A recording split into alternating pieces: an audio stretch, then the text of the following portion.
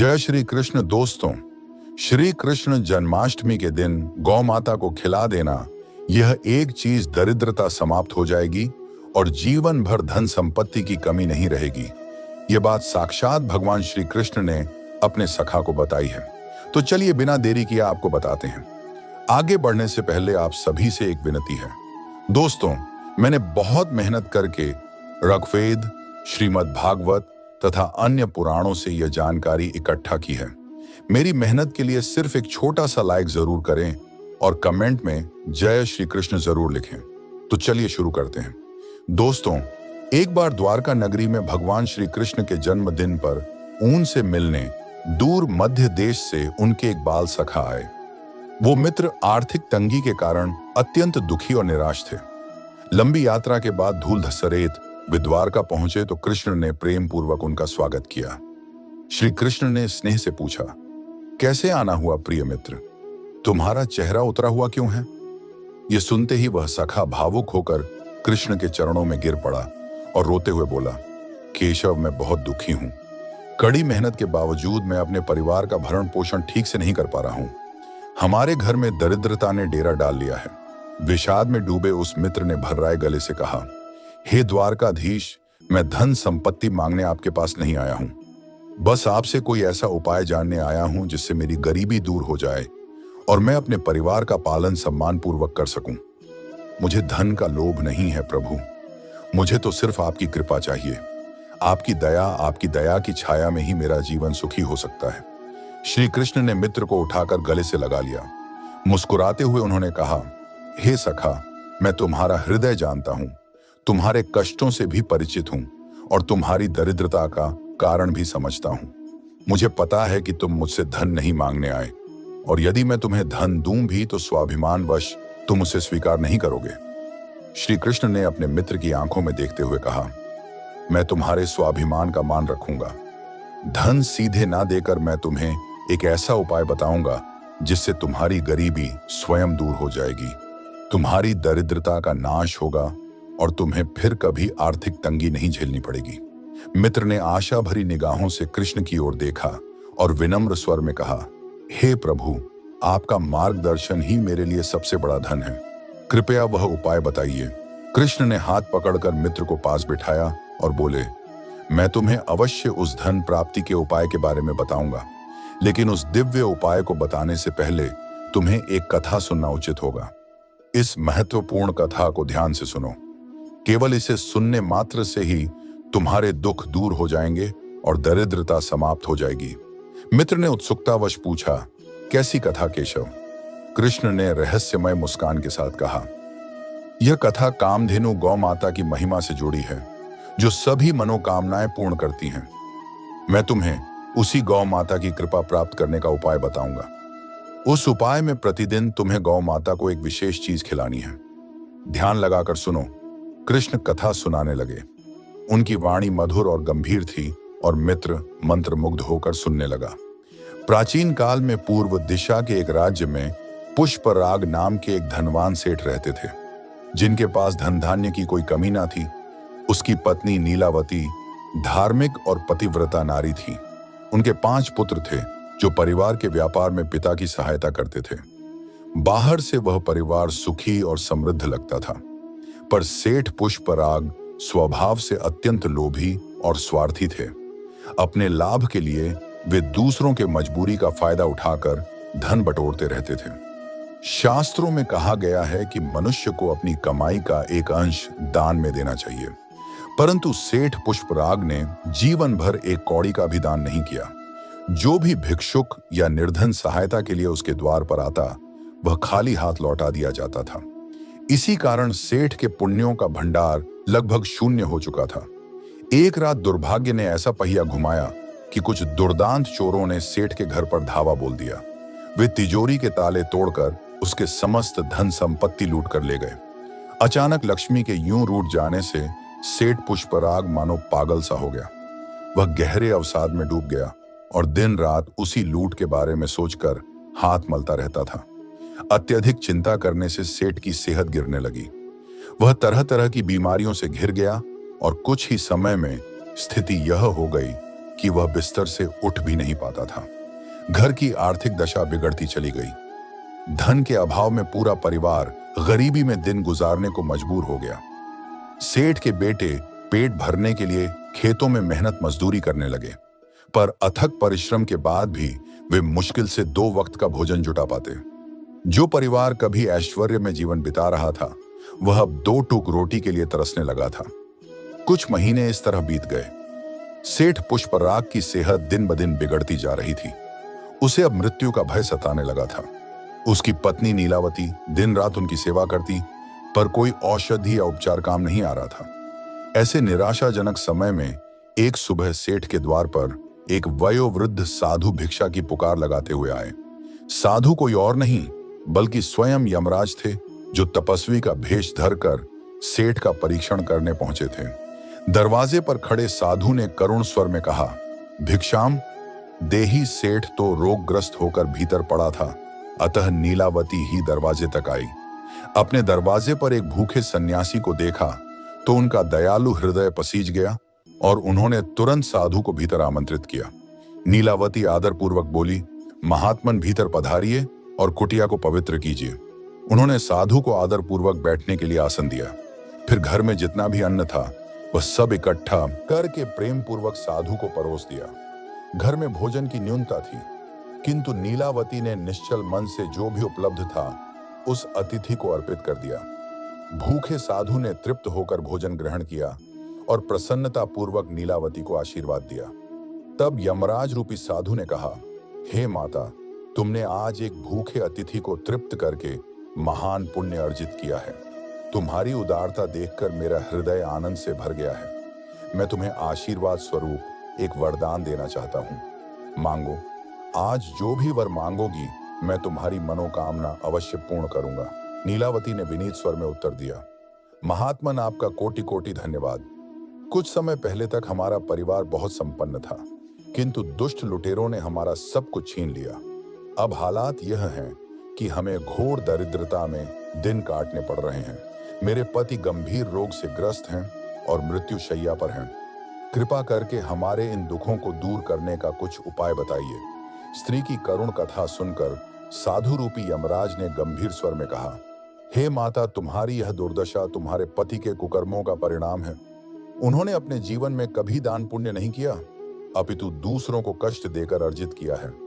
इसी कारण दुर्भाग्य उनका पीछा नहीं छोड़ रहा। नीलावती की आंखों में आंसू भर आए। उन्हें भी आभास था कि उनके पति ने लोभवश अनेक गलतियां की थीं, पर अब पछताने से क्या लाभ। उन्होंने यमराज से हाथ जोड़कर प्रार्थना की, महात्मन, क्या कोई मार्ग है जिससे यह दुर्भाग्य दूर हो जाए, मेरे पति के पापों का प्रायश्चित हो सके। यमराज ने कोमल वाणी में कहा, घबराओ मत देवी, हर समस्या का समाधान भी होता है। यदि तुम वास्तव में इस दुर्भाग्य से छुटकारा चाहती हो तो मैं तुम्हें एक अचूक उपाय बताता हूँ। नीलावती ने ध्यानपूर्वक उनकी ओर देखा। साधु महात्मा ने कहा, तुम सभी मनोकामनाएं पूर्ण करने वाली कामधेनु गौ माता की शरण लो। अपने घर एक गाय लेकर आओ और निस्वार्थ भाव से उसकी सेवा करो। प्रतिदिन प्रातःकाल उसे आटे और गुड़ से बनी रोटी का एक टुकड़ा प्रेम पूर्वक खिलाओ। विश्वास रखो, गौ माता की कृपा से तुम्हारी दरिद्रता दूर हो जाएगी और घर में फिर से सुख समृद्धि लौट आएगी। नीलावती ने सिर झुकाकर साधु की बात मान ली। साधु ने आशीर्वाद देते हुए कहा, गौ सेवा से बढ़कर दूसरा कोई पुण्य नहीं है। गौ माता की कृपा से तुम्हारे समस्त कष्ट दूर हो जाएंगे। नीलावती ने कृतज्ञता पूर्वक कहा, महात्मन, आपने हमें उजाले की राह दिखा दी, आपका धन्यवाद। उनके इतना कहते ही वह दिव्य साधु उसी क्षण अंतर्धान हो गए। नीलावती आश्चर्यचकित रह गई। उन्हें एहसास हुआ कि कोई देवदूत मार्गदर्शन देकर गया है। अब देर करने का सवाल ही नहीं था। नीलावती ने उसी दिन से उस उपाय को अपनाने का निश्चय किया, लेकिन उनके पास इतनी धनराशि न थी कि एक गाय खरीद सकें। इससे हतोत्साहित होने के बजाय उन्होंने निश्चय किया कि गांव के निकट जो सार्वजनिक गौशाला है वहीं जाकर गौ सेवा आरंभ करेंगी। भोर में नीलावती चुपचाप घर से निकल पड़ी और गौशाला पहुंच गई। वहां एक सुंदर गौ माता को चुनकर वे उसके निकट पहुंची। नीलावती ने श्रद्धापूर्वक गौ माता को प्रणाम किया और प्यार से उसके माथे पर हाथ फेरा। प्रत्येक सुबह नीलावती घर पर सबसे पहले रोटी बनाती और उसमें गुड़ का मिश्रण भरकर उसे गौशाला ले जाती। गौ माता को वह मीठा ग्रास प्रेम पूर्वक खिलाती और उसके चरण स्पर्श करके आशीर्वाद मांगती। उनकी आंखें हर दिन भावुक होकर भर आती और मन ही मन वे गौ माता से अपने परिवार की रक्षा करने की प्रार्थना करती। कुछ ही समय बीता कि एक दिन अचानक नगर में समाचार फैला कि राजा के सिपाहियों ने उन डाकुओं को पकड़ लिया जिन्होंने सेठ पुष्पराज का धन लूटा था। सारे चोर गिरफ्तार हो गए और उनके कब्जे से सारा चोरी का धन बरामद हो गया। राजा ने उदारता दिखाते हुए वह पूरी संपत्ति सेठ पुष्पराग को वापस दिलवाने का आदेश जारी किया। यह सुखद समाचार सुनते ही नीलावती की आंखों में खुशी के आंसू छलक पड़े। उन्हें यकीन हो गया कि यह चमत्कार गौ माता की कृपा से ही हुआ है, जिनके आशीर्वाद से खोया धन वापस मिल गया। उधर सेठ पुष्पराग को भी आश्चर्य मिश्रित आनंद हुआ कि जिसका धन जा चुका था वह फिर लौट आया। वो भगवान का धन्यवाद करते हुए अपने भाग्य को सराहने लगा। नीलावती ने एक दिन अवसर पाकर सेठ पुष्पराग को गौशाला जाकर गाय की सेवा करने और साधु द्वारा बताए उपाय की बात बताई। सेठ पुष्पराग यह सब सुनकर अभिभूत हो गए। उनको अपनी भूल पर गहरा पछतावा। उन्हें एहसास हुआ कि धन के लालच में उनसे अनेक पाप हो गए थे और भगवान ने उन्हीं का दंड उन्हें दिया था। नीलावती ने पति को सांत्वना दी कि अब जब ईश्वर की कृपा से सब कुछ वापस मिल गया है तो यह अपने पाप धोने का अवसर है। दोनों ने निश्चय किया कि वे मिलकर गौ सेवा करेंगे और सत्कार्यों में जीवन अर्पित करेंगे। उसके बाद अगले ही दिन से सेठ पुष्पराग अपनी पत्नी के साथ गौशाला जाने लगे। दोनों पति पत्नी बड़े प्रेम से गायों की सेवा करते, उन्हें चारा पानी देते और गौशाला की साफ सफाई भी करते। सेठ श्रद्धा से प्रतिदिन उसी गाय की पीठ पर हाथ फेरते और विशेष रूप से उसके कूबड़ को स्पर्श करके माथा झुकाते। गौ माता के उस आशीष स्पर्श से सेठ के शरीर की सारी बीमारियां धीरे धीरे दूर होने लगी। कुछ ही हफ्तों में सेठ पुष्पराग पूरी तरह स्वस्थ हो गए। गौ माता की कृपा से उन्हें मानो नया जीवन दान मिला। अब सेठ पुष्पराग ने अपने घर के निकट एक गौशाला बनवाई और रोज गौ सेवा में समय देने लगे। उन्होंने संकल्प किया कि वे अपनी आय का एक बड़ा हिस्सा धर्म और दान पुण्य में लगाएंगे। इस प्रकार गौ माता की कृपा से उनकी दरिद्रता मिट गई और उनका परिवार फिर से सुखी संपन्न हो गया। श्री कृष्ण ने कथा समाप्त करते हुए मित्र से कहा, देखा सखा कैसे गौ माता की सेवा ने सेठ पुष्पराग के सारे कष्ट हर लिए। जिस दरिद्रता ने उन्हें घेर रखा था वह गौ माता की कृपा से पल भर में दूर हो गई। मित्र का हृदय यह कथा सुनकर भाव विह्वल हो उठा। उसकी आंखें नम थीं और मन श्रद्धा से भर गया। वह श्री कृष्ण के चरणों में झुककर बोला, हे द्वारकाधीश, कोटि कोटि धन्यवाद। आपने मुझे गौ माता की अनुपम महिमा बताकर मेरा मार्ग प्रशस्त कर दिया। अब मैं पूरे तन मन धन से गौ सेवा करूंगा और दरिद्रता को सदा के लिए दूर भगा दूंगा। आपकी कृपा से मुझे नया जीवन मिला है। श्री कृष्ण ने अपने प्रिय सखा को उठाकर गले लगाया और आशीर्वाद देते हुए बोले, जाओ मित्र, पूरी श्रद्धा और भक्ति भाव से गौ माता की सेवा में लग जाओ। जहां गौ माता की कृपा होती है वहां धन, सुख और शांति स्वयं चलकर आते हैं। श्री कृष्ण ने मुस्कुराकर अपने मित्र से कहा, हे सखा, गौ माता इस संसार के पालन पोषण की आधारशिला है।